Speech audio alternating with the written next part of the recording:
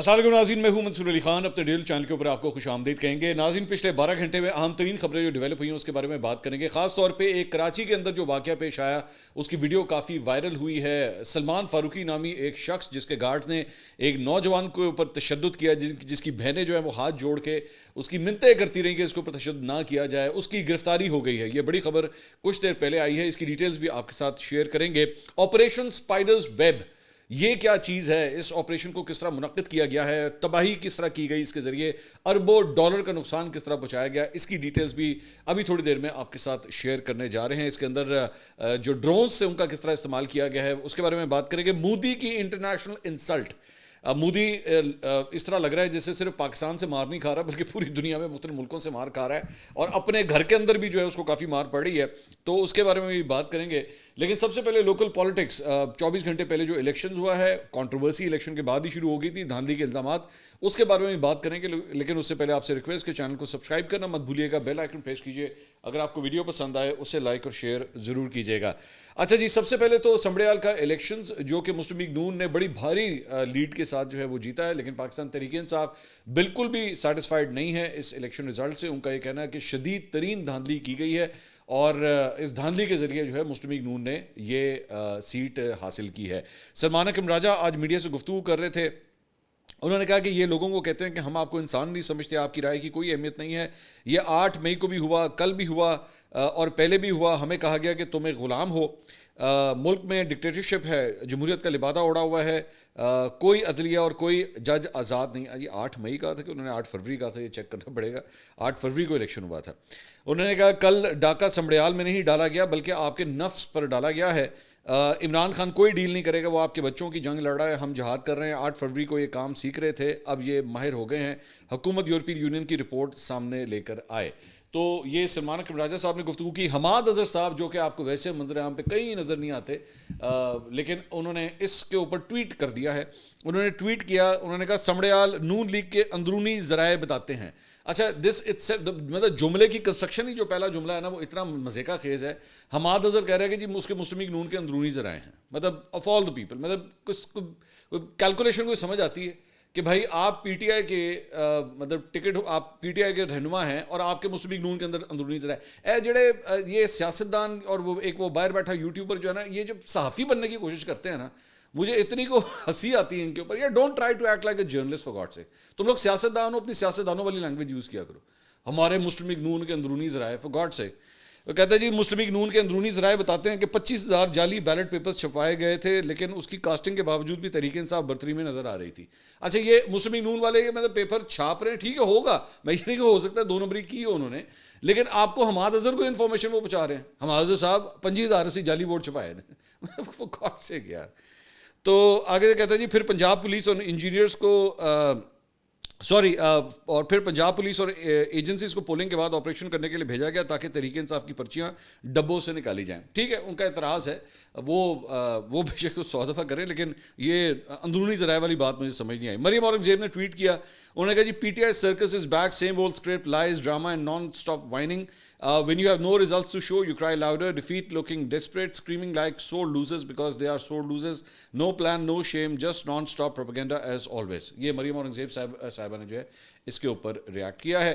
عظمہ بخاری صاحبہ نے بڑی لمبی ایک پریس کانفرنس کی. انہوں نے کہا تحریک انصاف دھاندلی کے حوالے سے اپنا اسکرپٹ بدلے، عمران خان کے لیے ایک بندہ باہر نہیں نکلتا. اب یہ بھی کچھ زیادہ ہو گیا، ایسی بھی بات نہیں ہے. مطلب اچھے خاصے لوگ جو ہے وہ عمران خان کے لیے، پی ٹی آئی کے لیے بھی نکلتے ہیں، لوگ فالو کرتے ہیں انہیں. مطلب بالکل ہی ایکسٹریم اینڈ سے چلے جانا، نہیں کوئی فالو نہیں کرتا، بندہ ہی نہیں نکلتا، ایسا نہیں ہے. انہوں نے کہا کل سب نے کیمرے کی آنکھ سے جو دیکھا وہ تھا گھڑی چور. ان کے لوگ جہاں جاتے تھے ان کے پیچھے گھڑی چور کے نعرے لگتے تھے. یہ ہے مکافات عمل جو انہیں آج بھگتنا پڑ رہا ہے. آج بھی تحریک انصاف والے اداروں کے خلاف برسر پیکار ہیں. مریم نواز کی پنجاب کی خدمت کو ووٹ ملا ہے. میں مونس سلائی جیسے گھٹیا انسان کے بارے میں بات نہیں کرنا چاہتی. مونس سلائی نے بیسکلی مریم نواز کے حوالے سے جو ہے نا ایک بڑا بےہودہ قسم کا ٹویٹ کیا تھا، نہیں کرنا چاہیے تھا. مطلب اور کچھ نہیں تو اپنے والد صاحب سے یہ چیز سیکھ لیتے کہ والد صاحب نے بے شک مخالفت کی، پرویز الہی صاحب نے ہمیشہ ایک سیاسی مخالفت ضرور کی، لیکن میرا خیال میں ان کی پورے سیاسی کریئر میں اگر سب سے کوئی لوز ٹاک انہوں نے کی تھی نا، وہ بھی عمران خان کے بارے میں کی تھی. ویسے میں پرویز الہی صاحب کا اگر پورا سیاسی کریئر اٹھا کے دیکھوں نا، یہ بڑی انٹرسٹنگ بات ہے.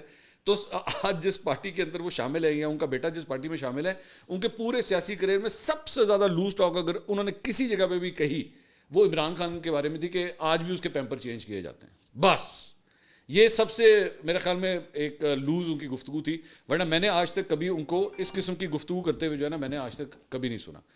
تو ایک یہ جناب بات ہوئی ہے. اس کے بعد نواز شریف صاحب جی وہ لندن پہنچے ہیں اور وہاں پہ انہوں نے گفتگو کی ہے میڈیا سے. انہوں نے کہا جی ان کی جماعت ملک کی تعمیر کر رہی ہے. انہوں نے کہا پچھلی پارٹی نے ملک کا جو حال کیا تھا اور کہ اب ہم بتدریج بہتر بنا رہے ہیں, سب کچھ استحکام کی طرف لوٹ رہا ہے, معیشت اور ملک کے حالات بہتر ہو رہے ہیں, لوگ کام کو ووٹ دیتے ہیں, سیاست کے ساتھ ساتھ کام بھی ہونا چاہیے. انہوں نے کہا کہ ہمارا کردار صرف موٹر ویز, معیشت, ڈیمز اور بجلی کے پلانٹس تک نہیں ہے, حالانکہ ہمارے زمانے میں 4 سال روپیہ مستحکم رہا ہے. مسلم لیگ نون کو ایک کریڈٹ جاتا ہے کہ پاکستان کو ایٹمی قوت بنایا, چین کے ساتھ مل کر GF-17 طیارہ پاکستان میں بنایا. مسلم لیگ نون نے ہی پاکستان کو میزائل ٹیکنالوجی دی ہے. یہ کچھ زیادہ ہو گیا. مسلم لیگ نون نے اینج کرتے نا جس طرح اپنے انجینئر لے کے آئے سن مسلم لیگ نون والے. مطلب یہ ٹھیک ہے آپ یہ کہہ لیں یار آپ کے دور میں ہوا ہے یا چلیں آپ نے ٹھیک ہے اس کی پلاننگ کی ہوگی, لیکن یہ کہنا جی ہم نے کیا ہے, نواز شریف نے ایٹمی دھماکے, نواز شریف کے دور میں ایٹمی دھماکے ہوئے. یہ جملے کی کنسٹرکشن جو ہے تھوڑی دیر پہلے جس طرح میں وہ کہہ رہا تھا نا ان کے بارے میں, حماد اظہر کے بارے میں, کہ جس طرح وہ نون لیگ کے اندرونی ذرائع, اس کے بعد نواز شریف صاحب بھی ہم نے ایٹمی دھماکے کیے. آپ نے نہیں کیے, آپ کے دور میں ہوئے تھے. اس کے اندر ٹیکنالوجیز بھی انوالو تھی, سائنٹسٹ بھی انوالو تھے, اس وقت کی فوج بھی انوالو تھی, آپ کی حکومت تھی, آپ یہ کہہ سکتے ہیں. لیکن چلیں خیر. اچھا جی, اس کے علاوہ انصار باسی صاحب نے ایک سٹوری کی ہے اور بیسیکلی ایک کنٹروورسی چل رہی ہے عمران خان صاحب کی 2 ٹویٹس کو لے کے جو ریسنٹلی ان کے اکاؤنٹ سے ہوئی ہیں. ایک میں انہوں نے کہا کہ جناب بشرا بی بی کے ساتھ جو ہے نا وہ اس لیے بڑا ناروا سلوک کیا جا رہا ہے, الزام انہوں نے لگایا کیونکہ جب انہوں نے موجودہ جو فیلڈ مارشل ہیں عاصم منیر ان کو DGI کے عہدے سے ہٹایا تھا, تو انہوں نے ٹویٹ میں کہا کہ جی عاصم منیر صاحب نے جو ہے اس وقت کسی ذرائع کے ذریعے جو ہے بشرا بی بی کو اپروچ کیا تھا کہ وہ کو ملنا ملانا چاہتے ہیں, چیزوں کو ریزالو کرنا چاہتے ہیں, لیکن بشرا بی بی نے اس وقت ان کی بات نہیں سنی تھی. اس وجہ سے یہ سارا کچھ ریاکشن ہو رہا ہے. تو اس کے اوپر انصار عباسی صاحب نے جو ہے وہ سٹوری کی ہے. انہوں نے کہا ہے کہ جی جب یہ سب کچھ ہوا تھا تو اس وقت general Qamar Javed Bajwa army chief تھے اور وہ اس وقت کے وزیر اعظم عمران خان صاحب کی توجہ بشرا بی بی کی کرپشن کی طرف مبذول کرانا چاہتے تھے. تو وہ ان کے پاس ایک فولڈر لے کر پہنچے تھے جس میں مبینہ کرپشن کی تفصیلات موجود تھیں. تاہم عمران خان نے اس سے مسترد کرتے ہوئے جنرل باجوہ سے کہا تھا کہ بشرا بی بی میری ریڈ لائن ہے. اچھا ساڈے تو ریڈ لائنیں بڑی ہیں, مطلب ہر جگہ سے آپ دیکھیں نا, اے میری ریڈ لائن ہے, او دی ریڈ لائن ہے, ایدی ریڈ لائن ہے, ریڈ لائنیں بہت ہیں. تو انہوں نے کہا کہ جی بعد میں اس وقت کے DGI نے وزیر اعظم عمران خان کو انہی الزامات کے حوالے سے بریفنگ دینے کی کوشش کی, لیکن عمران خان صاحب کو یہ بات اچھی نہیں لگی اور انہوں نے 24 گھنٹے کے اندر جنرل باجوہ کو فون کر کے کہا کہ جی جنرل عاصم منیر کو میں عہدے سے, اس وقت کے DGI کے عہدے سے میں ہٹانا چاہتا ہوں. وہاں پہ سٹوری میں کہتے ہیں کہ جی جنرل باجوہ نے جو ہے ان کو یہ کہا کہ جی آپ ذرا سیریمونیل طریقے سے پروٹوکول کے ساتھ کریں اگر یہ کچھ کرنا ہے, لیکن ان کو اتوار والے دن جو ہے وہ ریموو کر دیا گیا تھا. تو عام طور پہ اس طرح ہوتا نہیں ہے, اتوار والے دن جو ہے وہ آفیسز اس طرح کام نہیں کر رہے ہوتے, لیکن پھر بھی اس دن جو ہے یہ کیا گیا کہ نہیں اتوار والے دن ہی جو ہے وہ فوراً ریموو کیا جائے. تو یہ جو ہے وہ انصار عباسی صاحب نے سٹوری کی ہے. دوسرا جناب ایک اور انہوں نے کالم بھی لکھا ہے.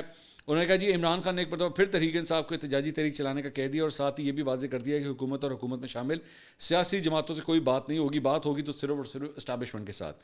اب دیکھنا یہ ہے کہ اس بار عمران خان کی احتجاجی تحریک کس نوعیت کی ہوگی. اس حوالے سے کہا جا رہا ہے کہ پارٹی ہر شہر میں احتجاج کرے گی اور اس احتجاج کا مقصد عمران خان کی رہائی اور حقیقی آزادی کا حصول ہے. اب کیا تحریک انصاف کے رہنما اور ووٹر سپورٹرز عمران خان کی امیدوں پر پورا اترتے ہوئے بڑی تعداد میں گھروں سے نکل کر اس احتجاجی تحریک میں کا حصہ بنیں گے یا نہیں, یہ انہوں نے کہا جی سب سے بڑا سوال ہے. اچھا جی, اس کے علاوہ آصف علی زرداری صاحب سے جناب کل ان کی پارٹی کے بہت سے پنجاب میں جو تعلق رکھنے والے پارٹی کے لوگ ہیں انہوں نے ملاقاتیں کی ہیں اور انہوں نے مسلم لیگ نون کی جو صوبائی حکومت ہے اس کے حوالے سے انہوں نے شکایتوں کے انبار لگا دیے ہیں. انہوں نے کہا کہ جی ہماری 8 کلب جانے کی ہمیں اجازت نہیں ہے. 8 کلب سے مراد ہے CM ہاؤس, کہ جی ہمیں CM ہاؤس کے اندر جانے کی ہمیں اجازت نہیں ہے, وہاں پہ مریم بی بی ہم سے ملاقات نہیں کرتی. تمام محکموں میں صرف نون لیگ کے اراکین اسمبلی کو ترجیح دی جاتی ہے. ہمارے منصوبے انتہائی سست روی کا شکار ہے. ہمارے ساتھ حکومت کا رویہ درست نہیں ہے. ترلوں منتوں کے بعد صرف 2% کام کیے جاتے ہیں. ہم بلدیاتی انتخابات کی کیسے تیاری کریں. صدر صاحب نے کہا جی مجھے سب پتہ ہے لیکن ان میں اتنی عقل نہیں. برا وقت ہو تو پاؤں میں پڑ جاتے ہیں, جب پوزیشن ملے تو گلے پڑ جاتے ہیں. جو فارمولہ طے ہوا تھا اس پر اس طرح سے عمل درآمد نہیں ہو رہا. اچھا بائی دا وے اس میں ایک اور چیز بھی ایڈ کر دوں کہ یہ جو سمڑیال کا الیکشن ہوا ہے اس کے اوپر پیپلز پارٹی نے بھی جو ہے وہ دھاندلی کے بڑے شدید الزامات لگائے ہیں نون لیگ کے اوپر. تو 2 سیاسی جماعتیں جو ہیں وہ دونوں ہی دھاندلی کے اوپر جو ہے وہ مسلم لیگ نون کے اوپر الزامات لگا رہی ہیں کہ جی یا تو جو وہاں کی انتظامیہ تھی لوکل انتظامیہ تھی اس کا استعمال کیا گیا ہے یا پھر ٹکا کے دھاندلی کی گئی ہے. تو پیپلز پارٹی بھی اس کے اندر جو ہے وہ شامل ہے. اب آ جائیں ذرا کراچی والا وہ جو واقعہ ہوا ہے اس میں اپڈیٹ یہ ہے کہ وہ بایونک فلمز کا جناب CEO ہے سلمان فاروقی. تو اس کی یہ ویڈیو جو ہے بیسیکلی سامنے آئی. ویڈیو تو آپ میرے خیال میں دیکھ چکے ہوں, اگر نہیں دیکھ رہے تو یہ آپ کے سامنے ہے. اس کے اندر اس کے گارڈز کے ذریعے جو ہے ایک نوجوان کو تشدد کا نشانہ بنایا گیا. وہاں پہ اس کی بہنیں وہاں پہ موجود تھیں. وہ اس شخص کے سامنے ہاتھ جوڑ کے کہتی رہیں کہ اس کو چھوڑ دیں, لیکن یہ ٹس سے مس نہیں ہوا اور اس نوجوان کے اوپر جو ہے نا وہ شدید تشدد کیا گیا. اور بڑی دل دہلا دینے والی بیسکلی وہ ویڈیو ہے جس میں اس نوجوان کی بہنیں جو ہیں وہ ہاتھ جوڑ کے معافی مانگ رہی ہیں, لیکن اس کو ترس نہیں آ رہا. میرا بڑا شدید اعتراض ہوتا ہے اس بات کے اوپر. As a matter of fact میرے خیال میں ہماری سوسائٹی کے اندر نا یہ ایک بہت بڑی پرابلم ہے کہ جو جتنا تگڑا ہوتا ہے وہ اتنے گارڈز رکھ لیتا ہے اور اس کے بعد وہ اپنی ایک پرائیویٹ ملیشیا کے طور پہ نا اس کو موو کر رہا ہوتا ہے. یہ میں کراچی میں بھی رہا ہوں, میں نے کراچی کے اندر تو یہ ایلیمنٹ بہت زیادہ دیکھا ہے. یہاں پہ بھی ہے, اسلام آباد میں بھی ہے, لاہور میں بھی ہے, یہ نہیں کہ یہاں نہیں ہے, لیکن کراچی کے اندر یہ اسپیسیفکلی ایلیمنٹ بہت زیادہ ہے. اس میں ایک تو بہت سے وڈیرے رہتے ہیں DHA کے علاقے میں. میں چونکہ خود رہا ہوں اس لیے میں آپ کو کھل کے بتا رہا ہوں. دوسرا یہ تو خیر کوئی وڈیرا نہیں ہے, یہ تو کوئی ارب پتی مجھے لگتا ہے شاید, اب پتہ نہیں ارب پتی کروڑ پتی مجھے نہیں پتا, لیکن یہ لوگ جو گارڈز اپنی سیکیورٹی کے لیے رکھتے ہیں نا یہ بیسکلی ان کے بدماش بن جاتے ہیں. اور وہ کسی کو بھی راہ چلتے جو ہے کسی سے تھوڑی سی تو میں ہوئی اور ان کے اندر چل پی جا تو وہ پی جاتا ہے. اچھا اس کی بھی عقل موت اتنی نہیں ہوتی کہ بیٹا تجھے ڈیفینس کے لیے رکھا ہوا ہے, اٹیک کے لیے نہیں رکھا ہوا. مطلب ڈیفینس اور اٹیک کی اسٹریٹجیز مختلف ہوتی ہیں. اگر تیرے مالک کے اوپر یا جس کی سیکیورٹی کی ذمہ داری تیرے اوپر ہے, اگر اس کے اوپر کوئی اٹیک کرے تو تو نے اسے ڈیفینڈ کرنا ہے. تجھے ایک بل ڈاگ کی طرح, کتے کی طرح نہیں رکھا ہوا کہ جہاں تجھے نا آرڈر ملے اٹیک تو اگلے نو پہ جا, ٹھیک ہے, بغیر دیکھے کہ بھائی کوئی سینس بنتی ہے کہ نہیں. اس نے آرڈر کو ایویلیویٹ بھی نہیں کرنا, اس نے اس حکم کو ایویلیویٹ بھی نہیں کرنا کہ یہ کوئی لیگل آرڈر ہے بھی کہ نہیں ہے. یہ ایک پرائیویٹ بدماش بن جاتے ہیں یہ سیکورٹی گارڈز جو ہیں. اور this is the problem with our security companies کہ ان کے اگینسٹ جو ہے نا پراپر کوئی ریگولیشن ہونی چاہیے. یہاں پہ میری نظر میں جس کمپنی کے یہ گارڈز ہیں اس کمپنی کے اگینسٹ بھی کارروائی ہونی چاہیے.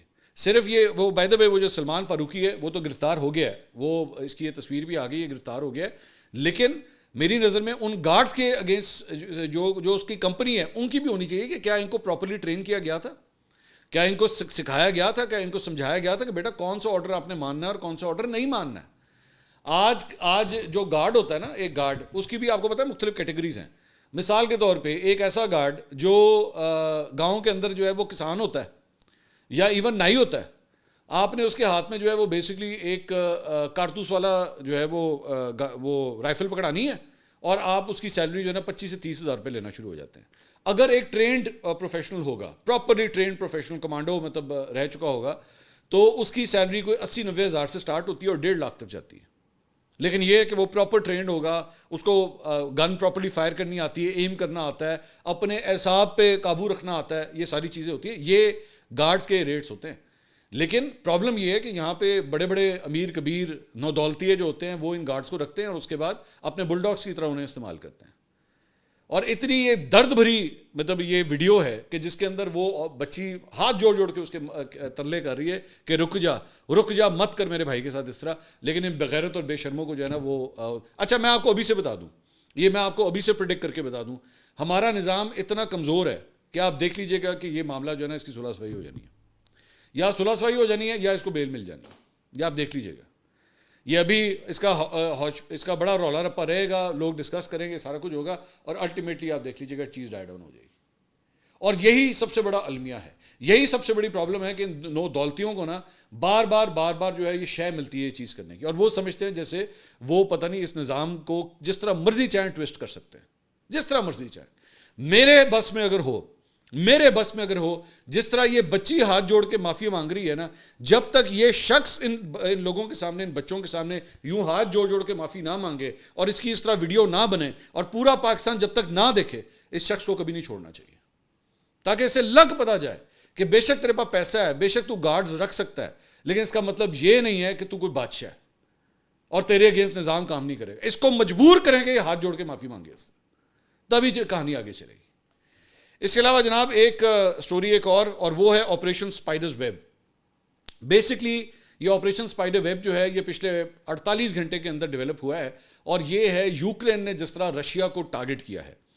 اچھا اب ان کی جو ایئر بیس ہے جہاں پہ ان رشین ایئر کرافٹس کو ٹارگٹ کیا گیا وہ رشین ایئر کرافٹس کی ویلیو تقریباً کوئی کچھ اندازے کے مطابق $1 ارب کچھ کے مطابق $2 ارب بتائی جاتی ہے جو مختلف جہازوں کو جو ہے وہ ٹارگٹ کیا گیا. اچھا وہ جہاز کھڑے ہوئے تھے اور ان کے اوپر بیسکلی ڈرونز اڑا کے جو ہے وہ ٹارگٹ کیا. انٹرسٹنگ بات یہ ہے کہ جس جگہ کے اوپر یہ جہاز کھڑے ہوئے تھے وہ یوکرین سے جہاں سے مطلب یوکرین کا جو گڑھ ہے وہاں سے کوئی 3 سے 4 ہزار کلومیٹر دور ہے.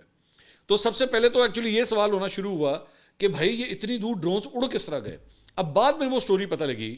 وہ سٹوری کیا پتہ لگی کہ جناب بڑے خفیہ طریقے سے یہ مختلف ڈرونز جو ہیں مختلف ٹرکس کے اندر رکھ کے رشیا کے اندر سمگل کروائے گئے اور سمگل کروا کے اس کے بعد اچھا مختلف ایریاز کے اندر پھیل گئے. اب ان کی تعداد کے اوپر تھوڑے سے ڈاؤٹس ہیں. کچھ کہتے ہیں 3 ٹرکس تھے, کچھ کہتے ہیں 5 ٹرکس تھے. یہ ڈفرینٹ اس کے اوپر بات ہے. لیکن ہوا کیا ہے کہ ان کو جو ہے وہ لکڑی کے پھٹے بنا کے اس کے اندر یہ سارے بڑے سستے ڈرونز جو ہیں وہ وہاں پہ لگائے گئے اور اس کے بعد ان کو ریموٹلی ان کو ہینڈل کیا گیا. اچھا ان میں سے ایک ٹرک کا ڈرائیور جو ہے نا بائی دا وے اس کو بعد میں جب وہ ٹریس ہوا وہ ٹرک تو اس کے ڈرائیور کو جو ہے اس کا گلا دبا کے اس کو مار دیا گیا ہوا تھا. اب مجھے نہیں پتا وہ بیسکلی ٹریس میں ٹانے کے لیے سب کچھ کیا یا کیا کیا لیکن دس از واٹ ہیڈ ہیپنڈ. تو وہاں سے وہ ڈرونز جو ہیں اور وہ ٹرک جو ہے اس کا حلیہ اس طرح بنایا گیا جیسے کوئی عام کارگو ٹرک ہے, کارگو کی چیزیں اس کے اندر جا رہی ہیں. انہوں نے کیا کیا یوکرین کے لوگوں نے کہ یوکرین کی یہ جو ملٹری تھی اس نے کیا کام کیا کہ اس نے ان کو اس طرح یہ بنایا جیسے کوئی نارمل ٹرکس جا رہے ہیں, ان کی شیپ باہر سے اس طرح بنایا اور اس کے اندر جو ہے یہ ڈرونز بھیجے گئے اور اس کے بعد مختلف سپاٹس پہ ان کو بھیج کے وہاں سے ان کو ریموٹلی جو ہے وہ یوز کیا گیا. میری اطلاعات کے مطابق ایک ٹرک جو ہے وہ نہیں آپریٹ ہو سکا اور اس کو ادھر ہی تباہ کر دیا گیا.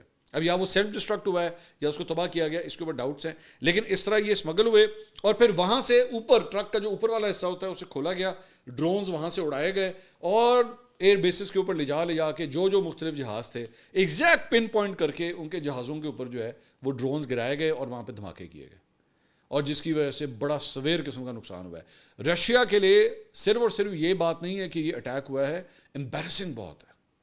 یہ بہت بڑی امبیرسمنٹ ہے کہ رشیا کے اندر گھس کے ان ڈرونز کو آپریٹ کرا کے جو ہے رشیا کو نقصان پہنچایا گیا اور اس کے بعد رشیا کی جانب سے بھی جو ہے بڑا سویر قسم کا ریاکشن اب وہاں سے آ رہا ہے یوکرین کے against. But this is what has happened in the last 48 hours. ہم نے سوچا یہ اسٹوری بھی جو ہے وہ آپ کے ساتھ جو ہے وہ شیئر کی جائے.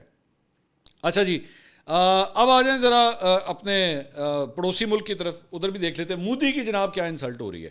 ہو یہ رہا ہے کہ G7 کا اجلاس ہونے لگا ہے اور وہ اجلاس اس مرتبہ ہو رہا ہے کینیڈا کے صوبے البرٹا میں. اچھا کینیڈا کے ساتھ انڈیا کا ویسے ہی 36 کا آنکڑا چلا, سارے نہ پھٹا لیتے ہیں انہیں بھائی, مطلب وہ چین سکون کی نیند تو سوئی نہیں رہا. آج کل امریکہ سے ناراضگی ہوئی ہے, ڈونلڈ ٹرمپ سانو بڑا پیڑا لگتا ہے. کینیڈا کے ساتھ ہماری تو نارتھ امریکہ تو پورے ناراض ہو گیا نا, نارتھ امریکہ کے ساتھ تو پوری ناراضگی ہے. اب پاکستان سے ایشو, بنگلہ دیش بھی سانو پسند نہیں ہے. نیپال کے اندر آلریڈی ان کا جو ٹلٹ ہے وہ آہستہ آہستہ چائنا کی طرف جا رہا ہے. سری لنکا کا ٹلٹ آلریڈی چائنا کی طرف جا رہا ہے. مالدیوز کے اندر بھی جو ہے وہ ایک موومنٹ وہاں پہ شروع ہو چکی ہے کہ جناب انڈیا کے جو اثر و رسوخ ہے نا اس پہ نکلا جائے. تو انڈیا آہستہ آہستہ آہستہ کافی زیادہ جو ہے وہ اکیلا ہوتا جا رہا ہے. اب ہوا یہ ہے کہ G7 کا اجلاس ہونے جا رہا ہے اور وہ ہو رہا ہے 15 سے 17 جون کو, یعنی کہ we are just talking about 2 more weeks. تو ابھی تک نریندر مودی کو نہیں بلایا گیا, نریندر مودی کو ابھی تک انویٹیشن نہیں دیا گیا ہے. اچھا عام ڈپلومیٹک لینگویج کے اندر نا عام طور پہ یہ چیز ویسی بڑی انسلٹنگ ہوتی ہے کہ آپ ٹائم کے اوپر کسی کو نہ بلائیں, اور اگر آپ بلائیں تو بالکل لاسٹ منٹ کے اوپر بلائیں. یہ اٹ سیلف ایک انسلٹ کنسیڈر کی جاتی ہے کہ یار مطلب جدو سارے نے بلا لینا کہ اچھا تو بھی ہے, چل تو بھی آ جائیں. پھر مطلب یہ بالکل اسی طرح یہ ہے کہ شادی والے دن جو ہے نا کسی کو صبح آپ فون کر کے انوائٹ کریں یار راتی شادی ہے کہ جو کام نہ ہویا تھے آ جائیں. بالکل اس طرح نریندر مودی کو جو ہے نا وہ بلایا جا رہا ہے. تو اب وہاں پہ انڈیا کے اندر بات ہو رہی ہے کہ ہوں تو سانو جو بلایا بھی نہ تو ایسے نہیں آنا, مطلب وہاں پہ یہ والی صورتحال ہو رہی ہے. تو مودی کے لیے بڑی امبیرسنگ سچویشن ہے ایک چیز. دوسرا انہوں نے پچھلے دنوں ایک یہ مختلف وفد وغیرہ بھیجے تھے, بڑے سیر سپاٹے کرائے, انہوں نے مختلف وفود بنائے اپنے. ششی تھرور بھی اس میں سے ایک گروپ کے ساتھ جو ہے وہ جا رہا تھا. 7 مختلف پارلیمنٹری ڈیلیگیشنز انہوں نے بنائے انڈیا نے, اور وہ کیا تھا کہ جی آپریشن سندور اور پاکستان کے خلاف جائیں, جا کے مختلف ملکوں کے اندر جو ہے وہ جا کے ہمارے بیانیے کو جو ہے وہ پروموٹ کریں. اب اس کے اوپر اشوک سوین ہیں, انہوں نے ایکچولی ٹویٹ کیا, انہوں نے کہا مجھے سمجھ نہیں آئی اس بات کی کہ آپ نے جو ڈیلیگیشن بنائے اس میں یہ ڈیلیگیشن کن کن ملکوں میں جا رہے ہیں. گوانا, پاناما, سیارا لیون, سلووینیا, ان کا کیا تعلق تھا پاکستان اور بھارت کے ریلیشنز کے حوالے سے؟ مطلب انہوں نے کیا کرنا؟ کولمبیا بھی گیا تھا. مطلب ان کا کیا لینا دینا ہے پاکستان اور انڈیا کے ریلیشنز کے درمیان؟ چلیں انگلینڈ آپ بھیجیں، سمجھ آتی ہے، کینیڈا بھیجیں، امریکہ بھیجیں، آسٹریلیا بھیجیں، چائنا بھیجیں، رشیا بھیجیں، جاپان بھیجیں، سمجھ آتی ہے. یہ بڑے بڑے ملک ہیں، بڑے اسٹیک ہولڈرز ہیں، سپر پاورز ہیں، ان کی سمجھ آتی ہیں. یہ مطلب افریقہ کے ممالک کا کیا سینس بنتا ہے وہاں پہ بھیجنے کا؟ اور وہ اشوک سوین پھر لکھتے ہیں کہ پاکستان نے کیا عقل بندی کی ہے. پاکستان نے ایک ڈیلیگیشن بنایا ہے اور وہ جانے لگا ہے UNSC، United Nation Security Council. اس کے اجلاس میں یہ 15 کے 15 جو ممبرز ہیں نا آلریڈی وہاں پہ آئے ہوں گے. انہوں نے ایک ہی جگہ پہ سب کے ساتھ میٹنگ کر لینی ہے. تو کیا سینس بنتی تھی ان کو مختلف ملکوں میں بھیجنے کی؟ اب وہ اشوک صاحب کو کون سمجھایا کہ بھائی نا بھی دیہڑیاں ہوندی ہیں نا، اس میں بھی تو موجیں لگتی ہیں نا، اس میں بھی ویزے لگتے ہیں، 5 اسٹار ہوٹل ملتا ہے، پروٹوکول ملتا ہے، سارا کچھ ہوتا ہے. تو وہاں پہ بھی بیسکلی انڈیا کی انسلٹ ہو رہی ہے. ایون یہ جو ابھی ششی تھرور بھی وہاں پہ گیا ہوا تھا، اس کے اوپر بھی ہو رہی ہے کہ بھئی آپ کی وہاں پہ کون سے ہائی ڈگنیٹری کے ساتھ آپ کی ملاقات ہوئی ہے. ٹرمپ انتظامیہ کے اگر امریکہ کی بات کریں، سب سے زیادہ بڑے کس شخص سے تمہاری ملاقات ہوئی ہے؟ تو یہ حال ہے انڈیا کا. اگلی ویڈیو میں آپ سے دوبارہ ملاقات ہوگی. اللہ حافظ.